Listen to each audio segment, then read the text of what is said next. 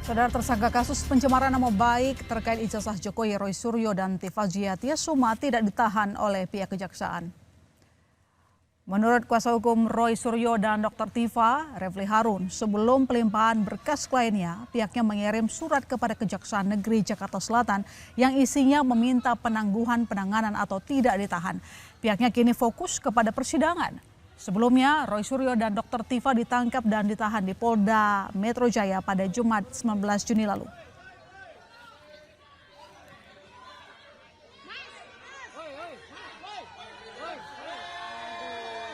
Mendapatkan kabar yang menggembirakan. Ya, kabar menggembirakan itu bahwa kedua beliau itu tidak ditahan. Tidak ditahan. Tentu saja tidak ditahannya ini menuntut tanggung jawab kami dan kedua beliau ya.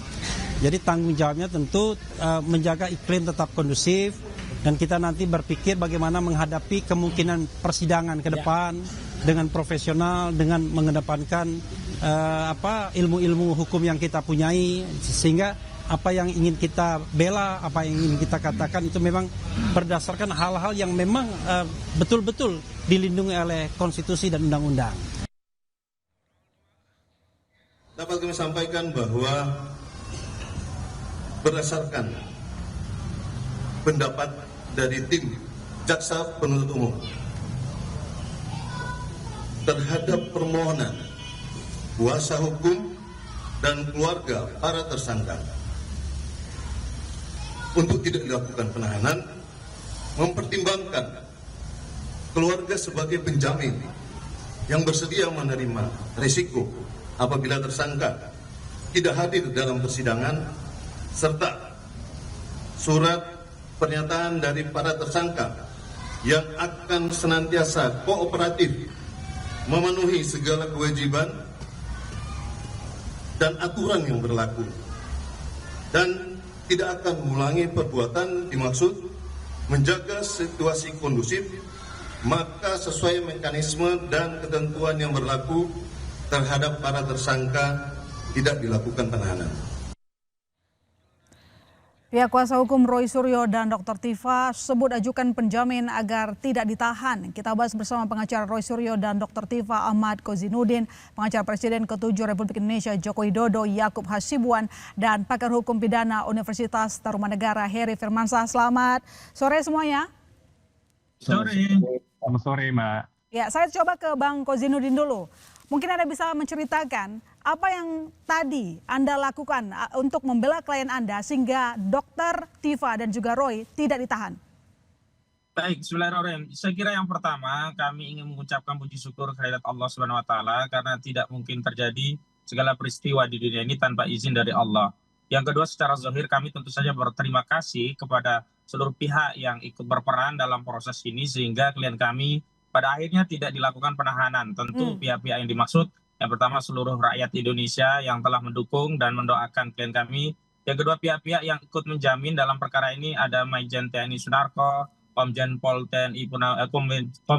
Purnawirawan Ugroseno, dan sejumlah tokoh-tokoh yang dalam list terakhir sudah mencapai 70 atau 80-an orang, namun pada akhirnya semua tokoh-tokoh tadi tidak semuanya kita tidak lanjuti, namun telah ada jaminan keluarga dan tokoh yang sebagian sudah kami serahkan telah jadi dasar bagi seorang jaksa yang dalam perkara ini tidak melakukan hak subjektifnya untuk melakukan tindakan penahanan. Dan yang lebih penting adalah dengan penandaan proses proses tahap 2 ini adalah tanda awal dari proses pembuktian di persidangan, sesuatu yang sangat kami inginkan dan juga tentu sangat diinginkan kubu Joko Widodo, karena pada akhirnya polemik persoalan ijazah palsu ini meskipun dibungkus dengan dakwaan pencemaran dan fitnah, tetap saja akan bergulir di persidangan. Dan dalam konteks persidangan itulah nanti para pihak bisa menghadirkan bukti segala hal yang berkaitan dengan perkara dimaksud secara objektif, dan pada akhirnya bukan hanya hakim yang akan menilai, tetapi seluruh rakyat di Indonesia akan menilai. Dan kami tadi bersyukur bahwa pada akhirnya yang ditunjuk untuk mengadili perkara ini adalah Pengadilan Negeri Jakarta Timur. Kami khawatir tadinya akan dilakukan di Pengadilan Negeri Jakarta Selatan karena konteks di Jakarta Selatan itu sempit karena pengadilannya masih sementara sedang dibangun, tetapi dengan ditunjuknya Pengadilan Negeri Jakarta Timur itu akan memberikan keleluasaan kepada masyarakat untuk turut hadir dalam perkara persidangan yang terbuka untuk umum, sehingga segala hal yang berkaitan dengan perdebatan ini bisa masuk ke ranah persidangan, bukan hanya polemik diskusi di ruang publik atau di jagat sosial media. Begitu. Oke, Bang Yakub, terkait dengan bukti persidangan, kalau dari pihak Anda untuk membela klien Anda, apa bukti persidangan yang sudah Anda siapkan nanti? Ya Mbak, tentunya dalam rangkaian semua penyidikan ini seluruh bukti kan sudah dikumpulkan dan sudah tadi juga secara resmi dilimpahkan kepada penuntut umum. Mungkin kalau kita dengar tadi press release dari pihak penuntut umum juga, bahwa sudah ada ratusan, sekitar 700 lebih alat bukti, termasuk dari dokumen, ada juga handphone, ada juga banyak sekali yang menurut kami pun sebenarnya dari awal cukup sangat clear dan akan membuat perkara ini terang benderang. Saksi-saksinya pun juga sudah lengkap, ada 90 sekian saksi kalau tidak salah sudah diperiksa. Bayangkan saja dari kawan-kawan Pak Jokowi, dari mungkin dulu dokumen-dokumen juga yang pada saat perkuliahan, ada juga saksi-saksi bukan hanya dari UGM, dan banyak sekali yang nanti akan disampaikan di persidangan. Makanya kami rasa tadi sangat baik juga ini segera dilimpahkan, dan ada juga statement bahwa karena ini perkara sudah menyita waktu yang cukup lama, kemudian juga menjadi perhatian publik, maka diprioritaskan agar disidangkan secepatnya agar dapat mendapatkan kepastian hukum. Jadi kami juga berharap perkara ini dapat segera disidangkan mungkin dalam 1-2 minggu ke depan. Ya, apakah dapat dipastikan Pak Jokowi nanti bakalan hadir di persidangan? Ya, sesuai komitmen awal Pak Jokowi sampai sekarang masih berkomitmen untuk tetap hadir di persidangan untuk kemudian menunjukkan bukan hanya ijazah yang dipermasalahkan Mbak, tapi beliau akan menunjukkan ijazah dari SD, SMP, dan SMA itu. Oke, baik. Coba saya ke Bang Kojinudin dulu sebelum saya ke Mas Heri. Bang Kojinudin, saat penangkapan Mas Roy dan juga Dr. Tiva, di situ ada keberatan dari pihak pengacara yang mengatakan harusnya tidak demikian perlakuannya. Jadi ketika penangguhan penahanan ini diiakan oleh kejaksaan, apakah Anda melihat bahwa karena ada penjaminan atau sebenarnya dari awal pihak kejaksaan melihat bahwa tidak seharusnya mereka ditahan? Yang jelas dari sisi kejaksaan mereka merasa bahwa para tersangka ini akan kooperatif menghadiri persidangan dengan adanya jaminan keluarga, juga jaminan para pengacara dan sejumlah tokoh bahwa persidangan ini dipastikan tersangka hadir untuk ikut kooperatif dalam menjalani proses.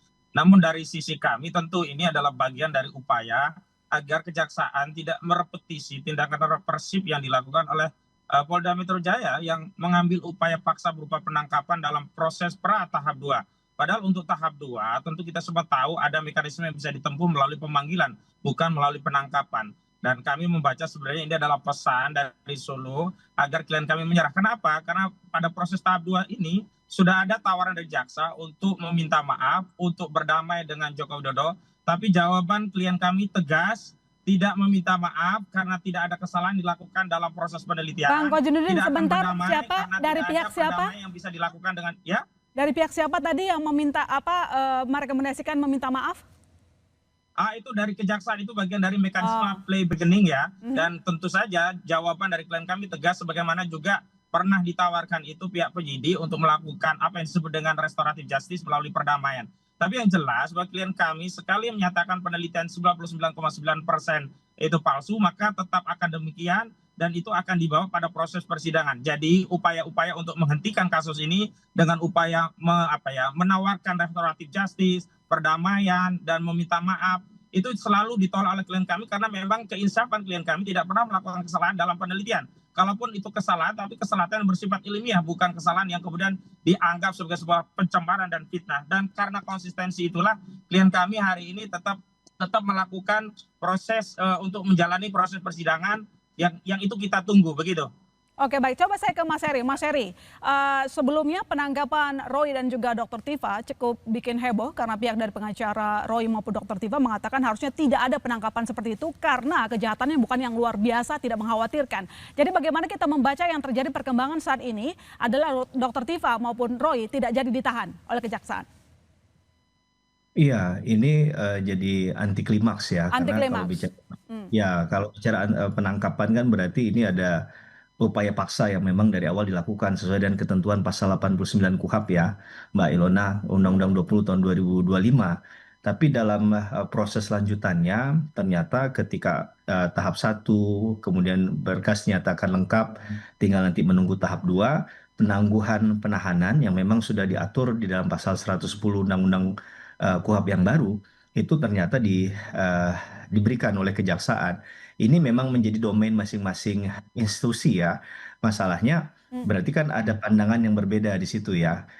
Mungkin penyidik beranggapan bahwa proses di mereka sudah selesai. Sekarang bolanya diberikan kepada penuntut umum, dan ini sekali lagi jadi domainnya penuntut umum untuk kemudian apakah memberikan penangguhan penahanan tadi atau tidak. Yang penting syarat formalnya tercukupi ya. Ketika ada jaminan, entah itu bentuknya uang atau barang yang diajukan tidak hanya melalui tersangka atau terdakwa ataupun lewat kuasa hukumnya, tapi juga pihak di luar itu.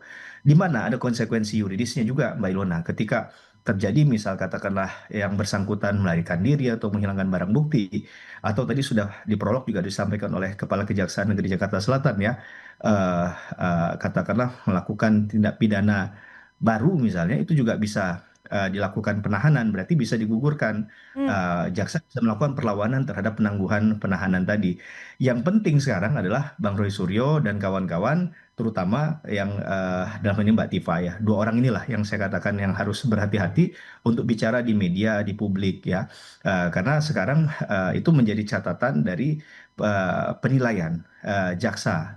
Karena tadi kan ini kan akan dibuat menjadi lebih smooth, apalagi ini tinggal selangkah lagi untuk masuk ke pengadilan sebenarnya.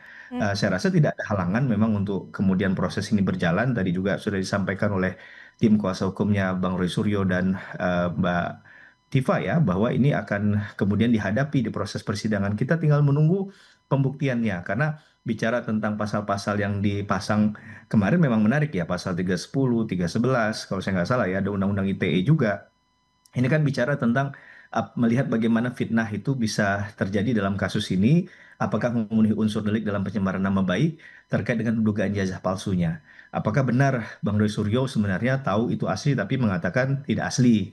Karena itu yang akan dinilai mungkin ya dalam konteks pencemaran nama baiknya. Sedangkan fitnah itu kan lebih kepada konteks yang disampaikan tidak benar, sedangkan kalau pencemaran nama baik tadi bisa saja benar atau tidak benar tapi merendahkan martabat seseorang. Nah ini menurut saya jadi pandangan yang akan menjadi fokus dalam pembuktian di persidangan. Ya, tadi harapannya dalam 1-2 minggu ini proses bisa berjalan, karena penangguhan penahanan itu kan tidak berarti kemudian menghentikan perkaranya.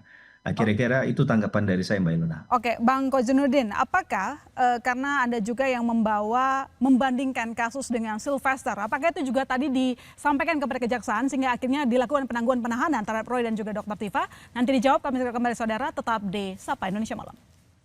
Ya, Anda kembali di Sapa Indonesia Malam. Bang Kozinudin, saya punya pertanyaan, kan Anda sebelumnya sempat menyinggung kasusnya Sylvester. Apakah memang tadi kasus Sylvester itu juga diajukan ke kejaksaan sehingga akhirnya klien Anda tidak jadi ditahan?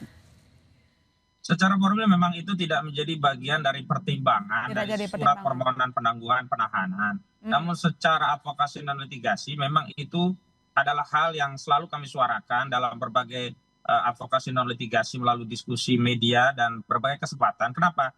Karena kami menilai bahwa hukum itu harus adil, dan dalam konteks keadilan diantaranya adalah adanya persamaan kedudukan di muka hukum. Jadi yang sekarang Anda menilai tidak ada keadilan hukum begitu yang berlaku kepada Sylvester maupun kepada klien Anda? Tidak, maksudnya dengan menyampaikan itu akhirnya hari ini ada semacam perlakuan yang setidaknya sama dalam pengertian kalau belum bisa mengeksekusi Sylvester Matutina, maka klien kami jangan ditahan. Dan konteks itulah yang membuat diantaranya kejaksaan hari ini mungkin secara material mempertimbangkan untuk tidak melakukan penahanan, karena kalau demikian tetap ditahan maka akan kehilangan marwah hukum, seolah-olah hukum itu hanya untuk melayani kepentingan Jokowi, karena Sylvester Matutina itu adalah kubu daihatnya Joko Widodo begitu. Coba saya ke Bang Yakub. Kalau disandingkan dengan kasus Sylvester, apakah Anda melihat kasus Sylvester dengan kasus Roy maupun Dr. Tifa itu kondisi objektif dan subjektifnya setara? Ya Mbak, pertama kami harus apresiasi dulu para penyidik di Polda Metro Jaya yang sudah melakukan penangkapan dan penahanan. Karena itu semua sebenarnya sudah diatur dan sudah sesuai dengan syarat subjektif dan objektif dalam KUHP. Dan kami juga apresiasi juga kejaksaan juga yang memberikan penangguhan juga. Buat kami ini biasa saja, karena dari awal itu kami juga tidak pernah mendorong adanya penahanan. Namun kalau adanya penahanan pun selama sepanjang itu memenuhi syarat, ya kita oke saja. Karena dari awal kepentingan kami adalah satu Mbak, ini cepat disidangkan. Sehingga kalau ini cepat disidangkan, klien kami dapat mendapatkan kepastian hukum dan juga mendapatkan suatu putusan sehingga ada kejelasan status mengenai ijazah ini. Namun yang menarik juga tadi disampaikan oleh dari kejaksaan tersebut, Pak Kajari menyampaikan juga bahwa sudah ada penjamin. Kemudian selain daripada penjamin ada juga pernyataan daripada para tersangka tersebut bahwa salah satunya itu tidak akan mengulangi perbuatan, menjaga keteduhan dan sebagainya. Nah ini menjadi menarik. Sebenarnya kami juga penasaran. Akan kita lihatlah beberapa waktu ke depan ini seperti apa para tersangka, apakah akan terus mencoba mengulangi dugaan perbuatan atau tidak.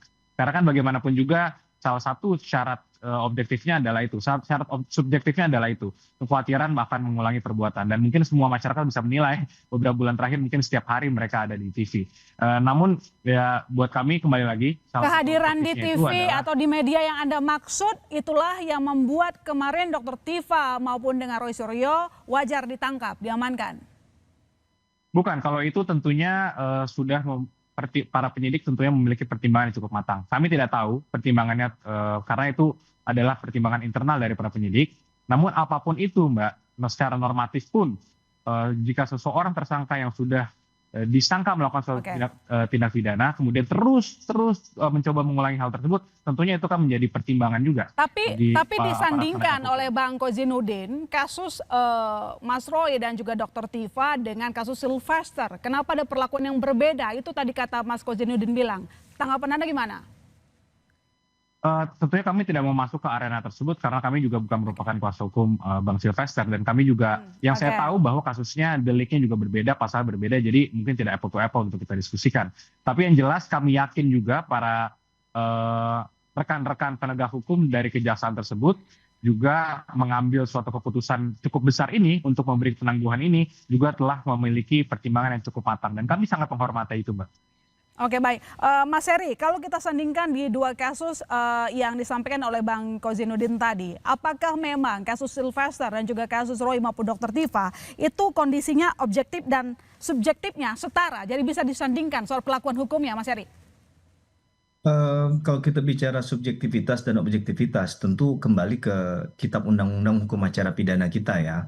Kalau penahanan itu ada di pasal 99, pasal 100, Mbak Ilona, bahwa dalam konteks orang itu misal kenapa ditahan, sekarang kan nggak ada sebenarnya subjektivitas, lebih kepada objektivitas. Misalnya melarikan diri, ada kata berupaya melarikan diri.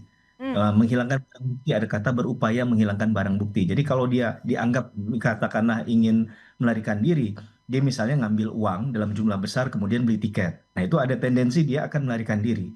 Nah sekarang ini yang sebenarnya diusung dalam Kitab Undang Hukum Acara Pidana adalah demikian. Maka penilaian tadi ini harusnya objektif. Kalau dalam konteksnya Bang Sylvester ini kan malah lebih kepada level yang lebih tinggi lagi kan. Sudah harusnya putusannya sudah dilewati, sudah harusnya dieksekusi, tapi sampai detik ini kan kita belum tahu nih keberadaannya di mana. Nah ini kan yang menjadi pertanyaan besar dari publik. Berbeda dengan kasus ini yang memang sedang running, sedang berjalan. Proses pembuktiannya bahkan belum sampai ke persidangan, masih pelimpahan di kejaksaan. Jadi ini dalam konteks kasus secara proses memang berbeda. Tapi malah catatannya lebih berat kepada, kalau kita mau jujur ya, di kasusnya Bang Sylvester, karena ini bicara tentang eksekusi putusan, ini kan bicara tentang katakanlah penghormatan terhadap putusan yang sudah dibuat oleh hakim kan. Ketika itu sudah tidak ada upaya hukum lagi, maka tinggal dieksekusi saja. Nah ketika dalam konteks pidana, pelaksanaan pidananya tidak dilakukan, maka hukum pidananya bisa dipertanyakan ini sejauh mana dia memberikan katakanlah menjaga marwahnya hukum pidana tadi. Nah ini bisa ditanyakan kepada yang seharusnya melakukan eksekusi. Sampai ini belum ada kabar beritanya. Jadi secara proses berbeda, tapi sebenarnya penekanannya kalau di kasus Bang Sylvester harusnya tinggal dieksekusikan. Kesepakatan dari perdebatan di kasus Bang Sylvester adalah demikian. Yang saya ya begitu Mbak Ilona. Baik, saya ke Bang Yakub. Bang Yakub, jadi kalau tadi Anda mengatakan Pak Jokowi akan siap hadir di pengadilan, maka siapa lagi yang nanti akan hadir dalam persidangan selain Pak Jokowi? Ya tentunya kalau dari pihak kami kuasa hukum Pak Jokowi dan Pak Jokowi selaku korban, Mbak. Jadi kalau dari pihak kami tentunya ya Pak Jokowi. Namun saya yakin juga bahwa para penyidik yang nantinya adalah penuntut umum yang akan mewakili kepentingan korban di persidangan sudah memiliki list saksi-saksi yang akan dihadirkan untuk membuktikan adanya tindak pidana tersebut. Dan dari pihak Mas Roy Suryo dan para tersangka pun juga memiliki hak untuk menghadirkan saksi adik charge nanti. Dan itu ya mari kita ikuti saja, kita lihat, karena kami yakin dan percaya bahwa semua tuduhan ini sangat berdasar, karena keaslian ijazah Pak Jokowi sebenarnya ini sudah selesai pada saat UGM juga menyatakan itu sudah asli, dan Barreskrim juga sudah menghentikan penyelidikan atas dugaan pemalsuan dari Pak Jokowi. Bang Kozinudin, jadi Anda dan klien Anda punya kejutan apa di persidangan nanti sehingga membuktikan dugaan Anda terkait dengan ijazah Pak Jokowi selama ini? Yang pertama, kejutannya bukan dari kami, kejutannya justru kami peroleh dari Kejaksaan Negeri Jakarta Selatan. Karena tadi pada saat pelimpahan kami mendapatkan informasi resmi bahwa yang dilimpahkan itu hanyalah pelimpahan berkas yang atas nama pelapor Saudara Joko Widodo. Sementara 3 pelapor yang lainnya, Andri Kurniawan, Lecumanan, dan Mart Samuel Syuken, itu digugurkan. Selama ini kan 3 pelapor ini merasa punya kepentingan, merasa punya legal standing, merasa punya kiprah terhadap ijazah, sehingga seolah-olah ikut marwahnya terhina sehina-hinanya, direndahkan sederhananya sehingga ikut melapor. Dan tadi justru Kejaksaan menyatakan bahwa dalam proses tahap 2 tadi yang lainnya digugurkan. Jadi ini kejutannya adalah akhirnya nanti menjadi pertarungan atau perang terbuka secara hukum, fokusnya antara Roy Suryo dengan Joko Widodo. Tidak ada lagi termul-termul lainnya yang ikut dalam perkara ini, sehingga selama ini yang kami duga mereka hanya meramaikan untuk suasana publik menjadi gaduh, karena mereka punya narasi yang berbeda dengan Bung Yakub Hasibuan. Mereka yang selama ini minta ditahan, ditangkap, mau menduduki kejaksaan, mau membakar kejaksaan tinggi, itu yang membuat pembelahan di tengah-tengah anak bangsa. Dan dengan proses pengguguran laporan mereka, sehingga nanti pertarungannya lebih fair dan tidak ada lagi penahanan, kami mengibaratkan ini seperti pertarungan Haris Azhar Fatwa Maulidianti dengan Saudara Luhut Binsar Panjaitan yang sama-sama delik fitnah dan pencemaran dan sama-sama tidak ditahan. Maka kita tunggu sama-sama bahkan diadili di Pengadilan Negeri Jakarta Timur. Namun kita tunggu, kalau sebelumnya Haris Azhar mampu menang melawan Luhut Binsar Panjaitan, kami akan berusaha merepeti kemenangan itu dengan memenangkan Roy Suryo melawan Saudara Joko Widodo. Begitu. Oke, terakhir Mas Heri, singkat saja. Jadi kira-kira persidangan ini akan berjalan, memakan waktu berapa lama? Ya, sependek pengetahuan saya maksimal itu harusnya persidangan pidana adalah maksimal 6 bulan ya, karena itu pasti ada catatan kalau memang melebihi. Karena kalau kita lihat dari kuantitas saksi tadi saja disebutkan ada 90-an dengan bukti yang hampir tadi kalau benar ya 700-an kalau saya tidak salah mencatat itu. Nah ini kan tentu akan jadi hal yang agak panjang ya, karena masing-masing pasti akan memberikan perhatian khususnya pada alat bukti, di mana dasar alat bukti itulah yang akan menimbulkan keyakinan hakim bahwa orang ini memang memiliki kesalahan, dia harus bertanggung jawab dalam perkara pidana tersebut. Saya rasa ini akan jadi hal yang panjang, mungkin bisa saja sidangnya 1 minggu bisa 2 kali. Mbak Ilona, karena kalau dibuat 1 minggu 1 kali akan sangat panjang sekali dan bisa berbulan-bulan, bahkan mendekati tadi melebihi di atas 4 bulan, begitu Mbak Ilona. Oke, baik. Terima kasih Mas Heri, terima kasih Bang Yakub, terima kasih Bang Kozinudin telah bergabung di Sapa Indonesia Malam. Sampai ketemu lagi.